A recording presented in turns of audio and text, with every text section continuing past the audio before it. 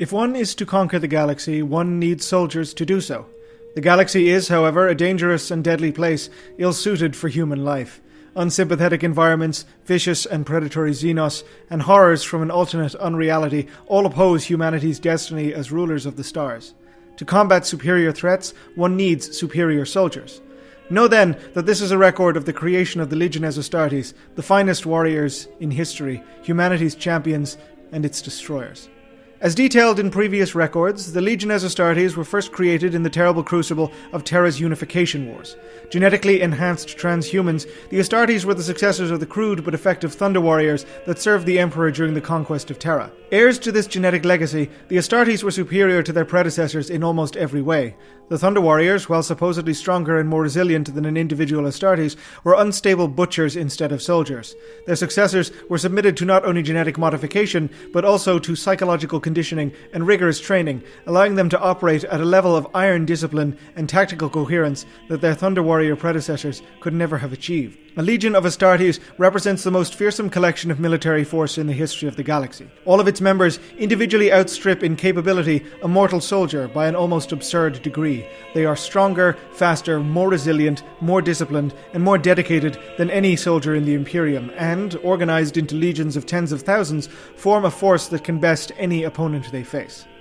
The origin and crux of the success of the Astartes legions lies in the Emperor's Primarch project. Knowing full well that the Thunder Warriors were a means to a very brief end, the Emperor had, even before their creation, begun planning to render them ultimately obsolete. Knowing that he was but one being, however powerful, the Emperor was aware that he alone could not conquer the galaxy.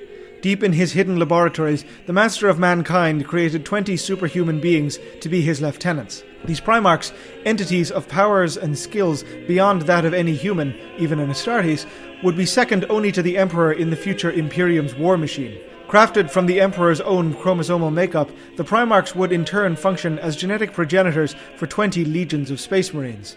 This genomic template, from which all Astartes augmentations would be derived, is the key to their genetic stability and thus inherent to their superiority over all Genhan soldiers that had come before them. Through the Primarchs, Astartes' creation could be streamlined and refined, allowing for stable mass production. However, as the project was approaching fruition, the malign intelligences from the warp made their move.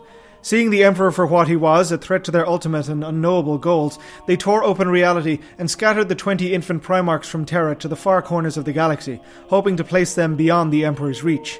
Each would come to maturity on his own, isolated from his genetic precursor and without his guidance. This was a setback. Catastrophic, yes, but not ultimately fatal. The Emperor had what he needed to create his legions, the genetic stock or gene seed of his Primarchs, and while he would be deprived of their use as commanders in the field, he could still form the greatest army the galaxy had ever known. From the 20 Primarchs, 20 legions were fashioned, each molded by their primogenitor's genetic legacy in ways sometimes subtle, sometimes obvious, in both appearance and psychological character.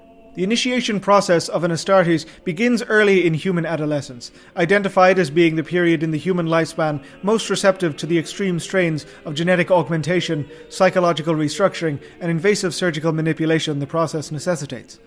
The lower rates of rejection, the more chance the aspiring candidate has to proceed to the next stage. The process is dependent on the natural biological and hormonal structure of the human male, thus only males can be Astartes. While the psychological work is undertaken in tandem with the entire process, the surgical enhancements occur in a distinct order, as follows. First, the second heart, a simple enhancement but incredibly vital for the improvements in cardiovascular performance it grants. The osmodula, an organ that secretes hormones to boost the size and structure and density of the skeleton. An example of its effect is the fusion after 2 years of the subject's ribcage into highly resistant bone plates. The biscopea increases muscular growth and density. The hemastomen both increases the ability of the blood to carry oxygen and monitors the stability of the previous 2 implants. Laraman's organ distributes Laraman cells into the bloodstream in the event of an open wound, causing the production of near instantaneous scar tissue. The catalespian node allows the subject to cycle what areas of the brain are functionally asleep, reducing the need for full sleep to a minimum. The successful implantation of this organ marks the beginning of the Marine's hypnotic conditioning. The preomnor functionally is a decontamination organ for foodstuffs entering the stomach. It allows the subject to consume poisonous and dangerous foods with impunity. The homophagia absorbs and processes mimetic information from ingested genetic material, allowing the subject to effectively glean information by eating. Stage 9, the multilung, allows for the breathing of toxic atmospheres, while Stage 10, the oculobe, permits enhancement of the optic nerves.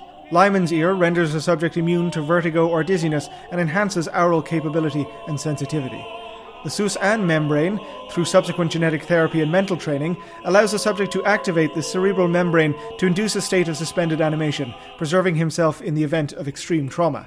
The melanchromic organ monitors atmospheric radiation levels and adjusts the level of melanin in the skin to compensate. The olytic kidney dramatically enhances the rate of blood detoxification, while the neuroglottis allows the subject to detect poisons or toxins in food simply by taste. The mucranoid allows for the voluntary secretion of a skin-coating substance to protect against extremes of temperature. Becher's gland is actually a pair of glands that allows the subject to spit or salivate a corrosive poison from within their mouth. The progenoid glands are perhaps one of the most important of the augmentations a marine has. They allow for the absorption of genetic information from the subject's body and mature it into active gene seed, which, once extracted, can be used for the development of organs for later generations of Legion soldiers. Finally, the black carapace is subdermal armor that forms plates over bones and vital organs. A later neural web, developed by this augmentation, provides a direct neural interface between the subject and Astartes' power armor. The Space Marine that is created from this process loses a large part of his humanity, but gains vastly enhanced strength, speed, reflexes, and abilities utterly beyond that of even the finest human soldier. Additionally, the cellular decay of the aging process is entirely halted, which, in combination with their enhanced defenses against poisons and toxins, renders them functionally immortal. There has never been a recorded instance of an Astartes dying of old age. Lives of Eternal War claimed them long before this. Terra was the first recruiting ground for the proto-legions. Aspirants ranged from conscripts to volunteers, but their decision, or lack thereof, to enter legion service mattered not, for such was the psychosomatic reconditioning an Astartes would undergo that their lives before their transhuman ascension would often become a dull blur of ill-formed memory haze. Thanks to this, the early legions were not restricted to from where or who they could recruit, something of a boon given the riven and degraded state of the human communities on the homeworld. Whether willing or not, a man could be turned from a simple techno-barbarian or hive serf into a tool of the imperial will. Terra and its history and culture was the foundation upon which the legions were built, and informed a lot of the early character of each. While certain legions possessed minor to moderate physical or genetic discrepancies, the results of a particular dominant gene strain or other from their Primarch's genetic code, all were at this point in history largely uniform in both disposition and character, divided only by their legion's numerical designations and, occasionally, roles within the early Imperium's war machine. As the Great Crusade expanded beyond the bounds of the Sol system and casualties began to mount, new human stock was folded into the Legion's drafting apparatuses. While these new recruits brought with them the cultural histories of worlds only recently reunited with greater humanity, Terrans would remain as the foremost members of each Legion until, in every case, that Legion's reuniting with its Primarch. These beings, in their separation from the Emperor, had almost all developed to be rulers of their own homeworlds, and in turn been shaped by those worlds. When such a reunion occurred, the reconquered or newly sworn planet or planets the Primarch claimed as their dominion were rendered unto the Legion as a fief from where the Legion would draw the bulk of its manpower requirements. Such reunifications brought about dramatic changes in not only Legion culture and iconography, but in some cases tactics, organization, structure, and even language. Traditions of these new fief worlds, brought in not only by the thousands of new recruits, but the Primarchs themselves, profoundly altered the Terran-based armies, diluting or replacing structures adhered to since the Unification Wars. In the cases of the 4th Legion Iron Warriors, 7th Legion Imperial Fists, and 13th Legion Ultramarines, these changes were marginal, while in the case of the 5th Legion White Scars and 6th Legion Space Wolves, nothing of the early Crusade forces' structure or culture survived contact with the Primarch. Whereas the legions that fought for solar reconquest were united in a brotherhood born of a shared homeworld and a cohesive, singular ideology, by the middle of the Great Crusade's 2nd century, each of the surviving 18 legions was as different from the other as night is today, fueling rivalries and occasionally prompting deep feuds. While these early seeds of discourse would undoubtedly play their role in later cataclysms, it cannot be denied that the changes wrought on the legions during this period created fighting forces uniquely suited, in their own forms, to almost every enemy and every theatre of war in the galaxy. Legion structure was initially organised much like the Thunder Warrior regiments had been, based along the patterns laid down by the ancient Roma work, the Principia Bellicosa, as well as what fragments remained of Crom's new work. The Emperor was to add, as he often did, his own genius to the works, but the fundamentals were only reworked when needed to accommodate the range of abilities the transhuman Astartes possessed. In keeping with the Principia, the chain of command was unpretentious and almost blunt. Serving under a meritocracy from the beginning, Legion officers led their Astartes from the front lines, ensuring not only that their talents were best utilized in the most direct way possible, but that the soldiers under their command would have examples of exemplary war-making and leadership.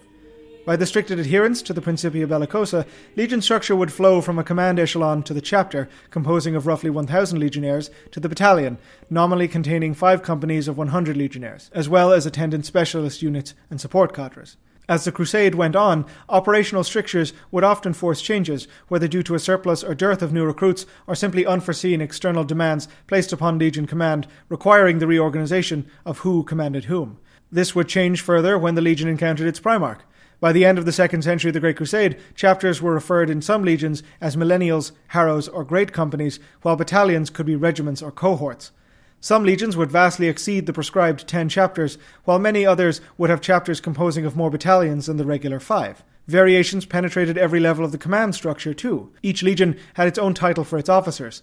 The Lord Commander of a chapter may be known as a chapter master, as in the case of the 13th Legion, or a Khan, as in the case of the 5th. A battalion's lieutenant commander may be known as a legate or a shadow captain, and their subordinate company captain may have been a centurion or a wolf lord. The Principia Bellicosa were guidelines, not imperial law, and the deviations from them were tolerated or even welcomed by the Emperor and the War Council in the name of the results they produced. Each of the 18 legions came from the same beginnings, the same crucible. In many ways, this makes the subsequent fall of half of their number all the more tragic. They evolved each, in their own fashion, into mirrors of humanity's myriad aspects. Some mirrored our greatest hopes, while others our darkest tendencies. Perhaps in chronicling each of their tales can we glean some meaning from the horrors that were to follow.